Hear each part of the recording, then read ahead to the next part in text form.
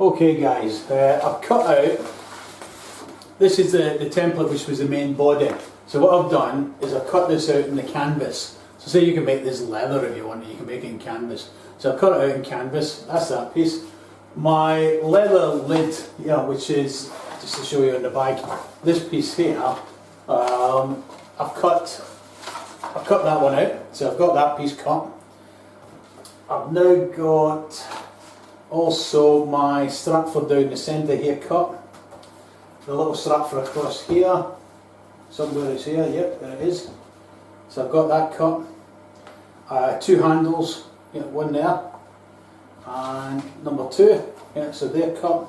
And the third thing, the last thing is this base. Which it's not in this bag as I said, but we're going to try and put it onto the new bag. So the base is going to go in here, so I've got that cut as well. Let me get that one out of the way. Get all the patterns out of the way. And I'll show you how it should be set up.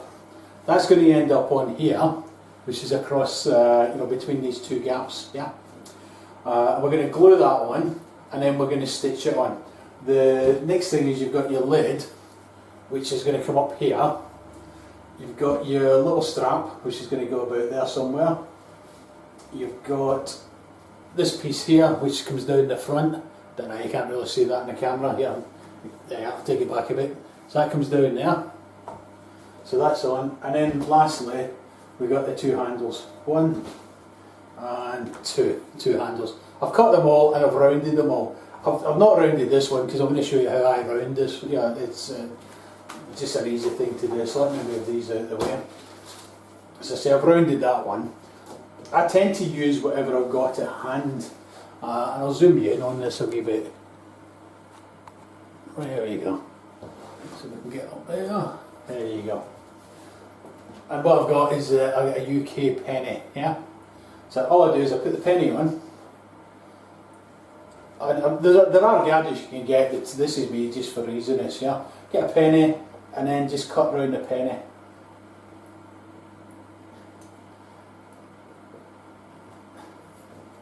So that would be it. So what I've done, cut it around my penny, and now I've got my little round edge. If I wanted it slightly bigger, in the UK the pound's slightly bigger than the penny, so I would use that, and then I would move up to bigger coins or whatever. My other circles, as you've seen earlier, would come from a lid and stuff, so I just use whatever I've got at hand, the bottom of a thread or anything like that. Another one, I'll just zoom you back out, nothing to do with this video, but I'll tell you about it anyway. And I did prepare a bit earlier to show you, but my usual tardiness, I can't see the thing. Yeah, people ask me how you stain this soft leather, and get a shiny edge on it. All I do is I go down to the pound shops we have here, and Dollar Generals you have in the US, and I buy cheap. I don't think the name of it. It's just acrylic paint. This is an acrylic paint tube. I squeeze it into a lid. I add a tiny bit of water because if you put the acrylic paint straight on, it's just too thick. Yes, it'll give you a nice shine, but it's just a bit too thick.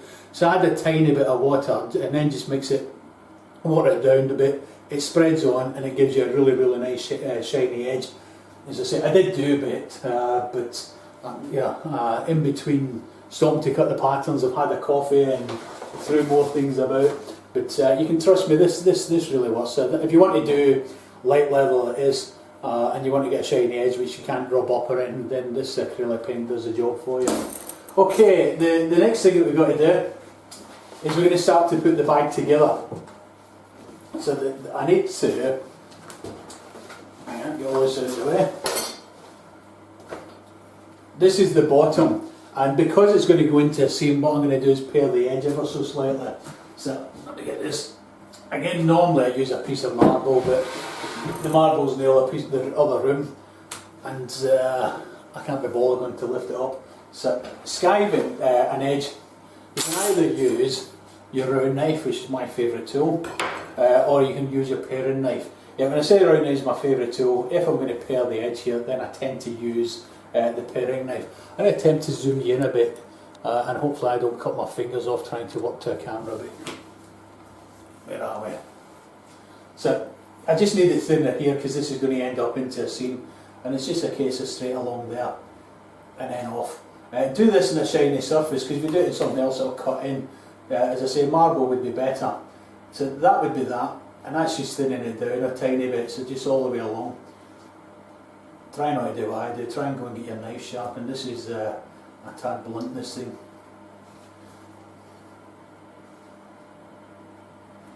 So that's that one done, and I don't know if you can see it in the camera again. Yeah, I need to get a bigger screen. Somebody did suggest put a television in, and then I'll have a bigger screen. I'm probably going to take them up on that. It's a good idea. Okay, this is me doing the exact same thing from a round knife. So I say I normally use the paring knife, but I'll show you how I do it with the round knife. A round knife, incidentally, don't hold it like this, because all it'll do is it'll spin round in your hand. It's like a tennis bat. Bring your finger up, and then that steadies it and it can't move. So it's hold it as if you stab forward, and then bring your finger up, and then that just steadies the whole knife, and you'll find it won't move in your hand. Okay, so straight along there. So say I normally use my other knife, but I'll show you that here with the round knife. I mean, the round knife does a good job, and I think the reason I use a paring knife. So say the round knife I use every day. Yeah, I use a round knife. But I think years and years and years and years ago, I used to be a shoe repairer, and we used to repair handbags and things, and we used to do this type of skiving on when we were repairing handbags, and I used a paring knife then. In fact, this is an old hacksaw blade that I made. So it's an old hacksaw blade, took the teeth off it, shaped the edge of it, and that's my paring knife. I'm just far too mean to go out and buy it. So as I say, that's my round knife, which does the job. My paring knife, oops, just took a wee piece off there. My round knife's a bit sharper than the paring knife. And that's just because it's coming into a seam, I don't want it big. Alright, let me just throw these away. Next thing we're going to do is turn that round. We're going to glue this whole piece. That's my glue. I'll zoom you back out a wee bit for this one. Whoop. That might just do about there. Okay, so get me glue, something to spread the glue. This thing here will do, I suppose. Big dollop of glue on there, and then all the way down. I don't want the glue right up to the edges because it'll show out. This is only to hold it while I machine the thing, yeah? So I'll put a big dollop there. So it's just to stop it moving around while I machine it. So that'll do that. Move that to the side. Put the glue to the side. Okay. And then on here I'm just going to put a tiny bit as well. I shouldn't need it, but belts and braces they say, don't they? But that's just to give it a wee bit extra.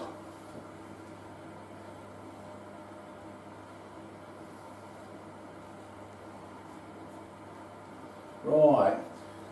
Now the next thing we've got to do, wait for the glue to go off. And you get a choice here. I can tell you a dirty joke, or I can sing. Or on the other hand, I can just wave the leather around, spread that about a bit, get it a bit thinner.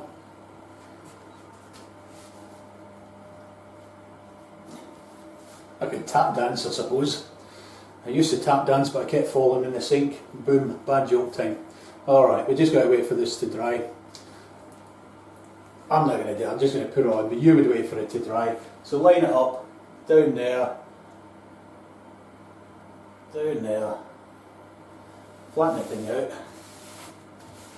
and it comes up to the edge here. Yeah. Okay, that'll do that. Don't do the thing when you get black ink on your hands, but I'm not going to bother changing it. That's it. I picked something up and I had ink on it there. We're going to take this through and we're going to start machining it together. So bear with me while I move the camera about again. Sorry guys. I've got bloody ink in my hands, so as I say, I'm going to just keep making this. Normally, obviously I wouldn't, but as this is only purely for this video, let me just throw this stuff to the side. I'm going to machine the bottom bit on, yeah? Actually, you don't need to watch me machine, I don't think, but I'll leave the camera on, I'll bore you with my machining.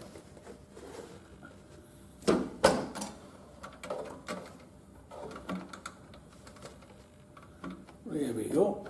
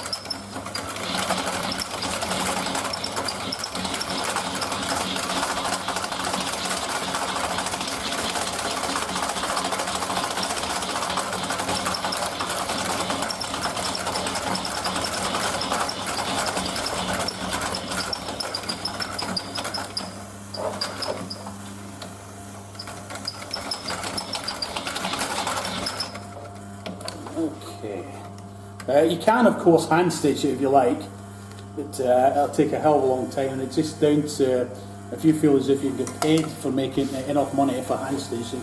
That's the thing machine doing. I don't know if you can see the black stitches all the way around now. Yeah. The next thing we're going to do is, if I just open this up, is that we're going to machine up the seams. Now the bag's made inside out, yeah, so the white bit, which is going to be the outside, is going to be there. And I think you're a bit closer. I don't think you can see that. Let me see if I can zoom this out a wee bit for you. Oh, that might be better. Okay. So I've turned the bag, yeah, as I say, inside out. I'm going to machine from this corner down at the bottom here where the leather is. You know, you see the little cut out there, right up to the top.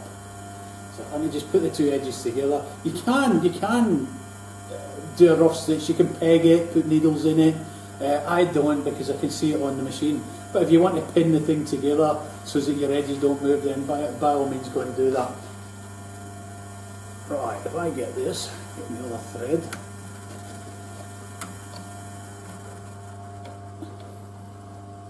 Right.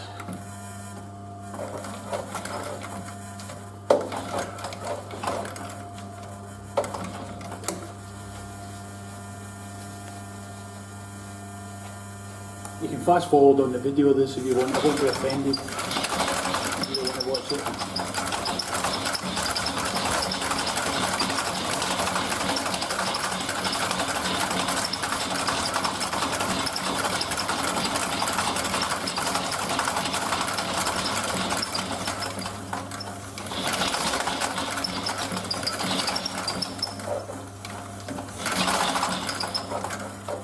That's one side done. The loose threads at the bottom. I think this is the first video I've done on machining, so I can't wait to get back to see how the camera is looking at. So okay, so we're going to come to the other side, but as I said, bear in mind I'm stitching inside out, and I'm going to stitch this seam down here. If you're machining, make sure you grab your two threads.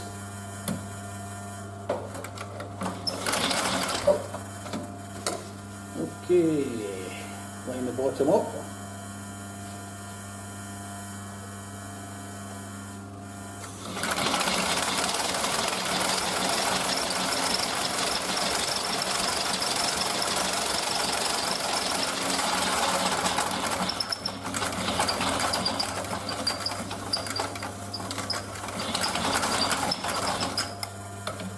That's it. This is at this stage, if you wanted to, get rid of some of these threads. This seam is going up the middle down here. If you feel as if you've done it too wide, then just get your scissors and then cut it off if you want a narrower one. Mine are fine, but I'll just cut them, yeah, just to show you. So I can cut off the excess and leave myself a little tiny seam. As I say, I'm fine with it, but as I say, I'll just show you. I'll take a wee tiny piece off here. As I say, I don't know how much this is showing up on the camera. So that's it, I just trimmed a wee bit off, so as I've got less of a seam. Yeah, so it's just a bit less. We take the other side, it's a slightly bigger seam. But as I say, I can trim it off if I want to, but it's fine. Okay, the next thing we've got to do is we get the big hole at the bottom here. I'm just putting my fingers through from the inside. Yeah. This is where the bag gets square. So what we're going to do, I'm working against myself here, is get the bottom of it, line this up down there, and then just machine straight across there. Yeah. So let me line that up, and then I'll machine through it.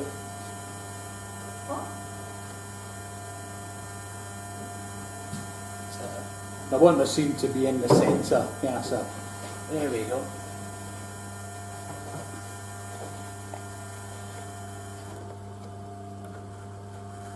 Again.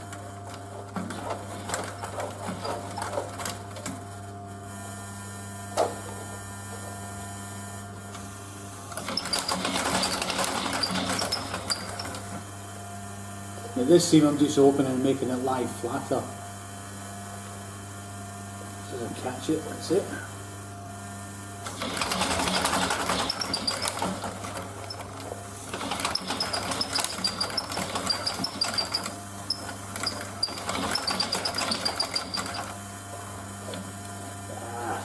Thread broke. I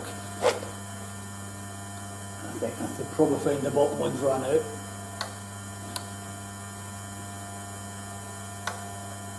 Look and see what's happened there.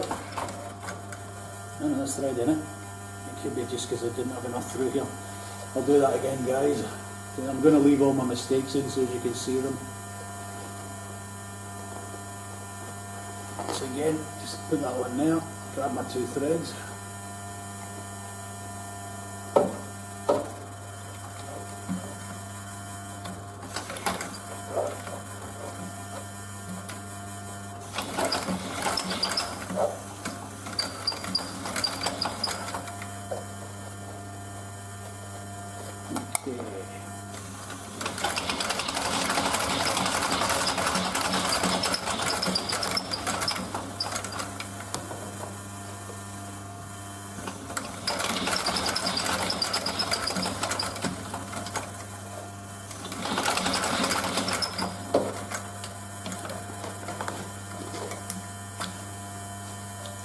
This off.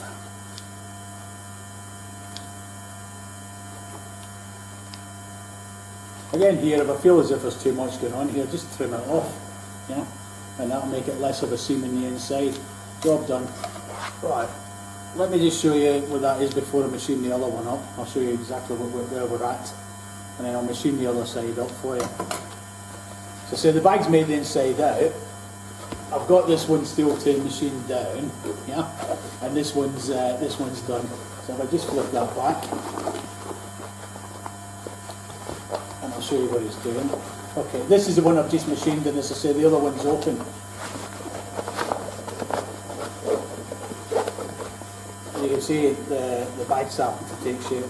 So okay, this has still got to be machined, and then you can see it's actually starting to turn into, you know, a bag of sorts. And this is the one that I've just done, yeah? So you can see how this is all machined on. This is still got to be done. I'll turn it back inside it. I just wanted to show you this end still open and this end over here sealed. Okay, let me just flip that back and then I'll machine it. You just got to turn it. So bear in mind it's made inside out, yeah? So there we go.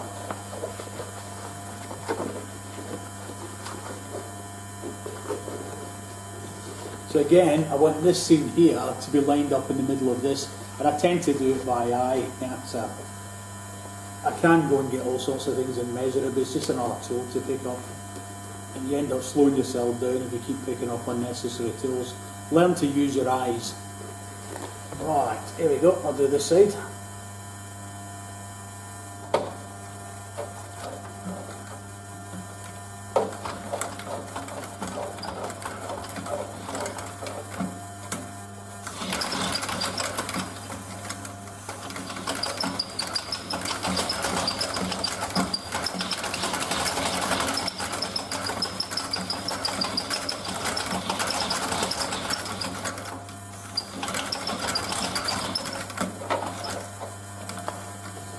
That off.